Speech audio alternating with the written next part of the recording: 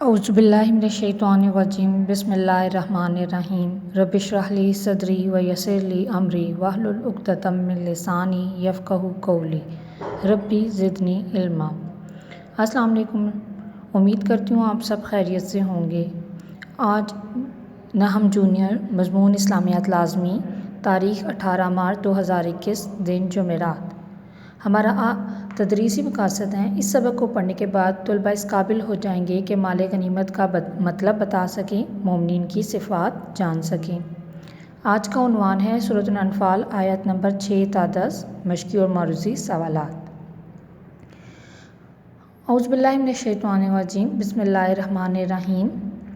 یجادلونک، وہ جھگڑتے آپ سے، بالحق، سچی بات میں، بعد اس کے جو تبینہ واضح ہو چکی تھی، کأنما، جیسا کہ، یساقون، انہیں دھکیلا جا رہا ہے، الی، طرف، موت کی، اور وہ ینظرون، دیکھ رہے ہیں۔ اور وہ لوگ حق بات کے واضح ہو جانے کے بعد بھی اس بات پر آپ سے جھگڑتے، بحث کرتے ہیں جیسا کہ انہیں موت کی طرف دھکیلا جا رہا ہے جسے وہ سامنے دیکھ رہے ہیں۔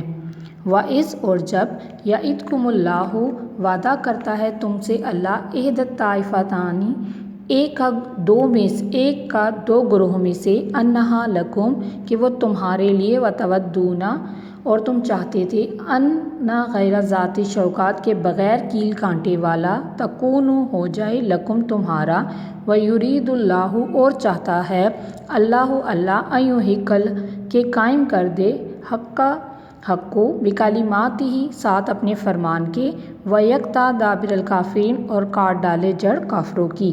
اور اس آیت میں اللہ تم سے وعدہ کر رہا ہے کہ ابو سفیان اور ابو جہل کے دو گروہوں میں سے ایک پر تمہارا غلبہ ہو جائے گا، اور تم چاہتے تھے کہ ان میں سے جو قافلہ غیر مسلح ہے وہ تمہارے ہاتھ آ جائے، جبکہ اللہ چاہتا تھا کہ وہ اپنے فرمان سے حق کو ہمیشہ کے لیے قائم کر دے اور کافروں کی جڑ ہی کاٹ ڈالے۔ لیحق الحق، تاکہ ثابت کر دے سچ کو، ویبطل الباطل، اور جھٹلا دے جھوٹ کو، ولو کرہ المجرمون، اگرچہ ناپسند کرے جرم کرنے والا۔ اس آیت میں تاکہ سچ کو سچ اور جھوٹ کو جھوٹ ثابت کر دے اگرچہ مجرم اس بات سے ناخوش ہوں۔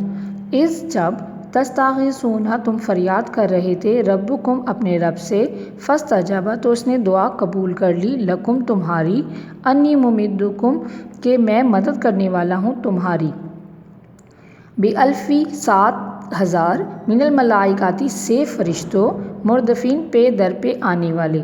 جب تم اپنے پروردگار سے فریاد کر رہے تھے تو اس نے تمہاری دعا قبول کر لی اور فرمایا کہ میں 1,000 فرشتوں کے ذریعے تمہاری مدد کروں گا جو ایک دوسرے کے پیچھے آتے جائیں گے۔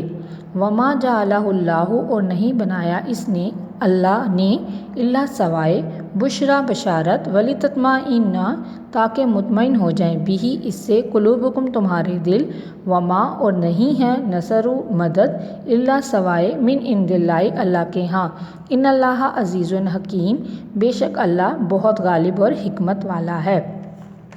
یہ ترجمہ آپ نے بامحاورہ یاد کرنا ہے۔ اس کے بعد آپ نے مشقی سوالات یاد کرنے ہیں۔ سوال نمبر 1 ہے ہمارا، اس سبق میں مومنین کی کیا صفات بیان کی گئی ہیں؟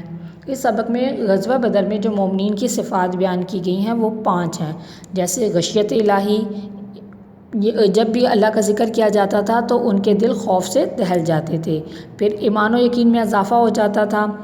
دوسری، اللہ پر بھروسہ، وہ مومنین کی ایک خوبی ہے کہ وہ اللہ پر بھروسہ رکھتے ہیں۔ اقامت الصلاۃ، جب انہیں نماز قائم کرنے کا حکم دیا جائے تو وہ نماز قائم کرتے ہیں۔ اللہ کی راہ میں خرچ کرنا، اور جب انہیں جو بھی مال دیا جاتا ہے اسے وہ اللہ کی راہ میں خرچ کرتے ہیں۔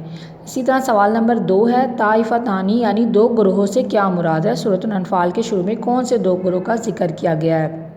یہاں سورۃ الانفال کی آیت نمبر 7 میں اہل ایمان سے وعدہ کیا گیا تھا کہ وہ دو گروہ میں سے ایک پر ان پر ضرور غلبہ ہو جائے گا۔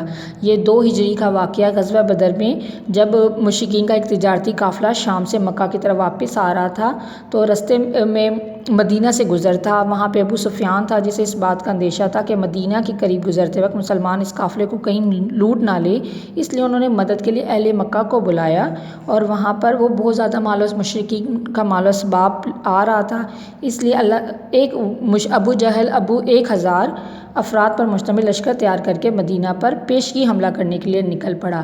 قرآن مجید میں انہی 2 گروہ کا ذکر ہے، جیسے ابو سفیان کا تجارتی قافلہ اور ابو جہل کا لشکر۔ اس کے بعد آپ کے سوال نمبر 3 میں ہے عبارت کا مفہوم بیان کریں۔ یہاں 3 عبارتیں ہیں، الف ب جیم۔ الف میں فاتقوا اللہ واصلحوا ذات بینکم، پس تم اللہ سے ڈرو اور اپنے باہمی معاملات درست رکھو۔ اس کے بعد ہے اطیعوا اللہ ورسولہ ان کنتم مؤمنین، اللہ اور اس کے رسول کی اطاعت کرو اگر تم سچے ہو۔ اور تیسری ہے وَإِذَا تُلِيَتْ عَلَيْهِمْ آیاتُ زَادَتْهُمْ ایمانا، جب ان کے سامنے اللہ کی آیات پڑھی جاتی ہیں تو ان کے ایمان میں اضافہ کر دیتی ہیں۔ آپ نے یہ سب یاد کرنا ہے۔ جب آپ مشقی سوالات اچھے سے یاد کرو گے تو آپ کو معروضی سوالات خود ہی یاد ہو جائیں گے، کیونکہ یہ بھی اسی کا حصہ ہے۔ پھر آپ نے یہ معروضی سوالات صفحہ نمبر 14، 15 اور 16 سے آپ نے اچھے طریقے سے یاد کرنے ہیں۔ آج کی ڈائری ہے سورۃ الانفال آیات نمبر 6 تا 10 کا بامحاورہ ترجمہ یاد کرنا ہے، اور مشقی اور معروضی سوالات یاد کرنے ہیں، اور آپ نے انہی میں سے 20 MCQs بنانے ہیں، یعنی کہ آپ نے درست جواب کا انتخاب کرنا ہے جو کہ آپ اچھے رجسٹر پر یاد کر کے لکھو گے۔ سبحانک اللہم و بحمدک اشہد ان لا الہ الا انت استغفرک و اتوب الیک۔ اللہ حافظ۔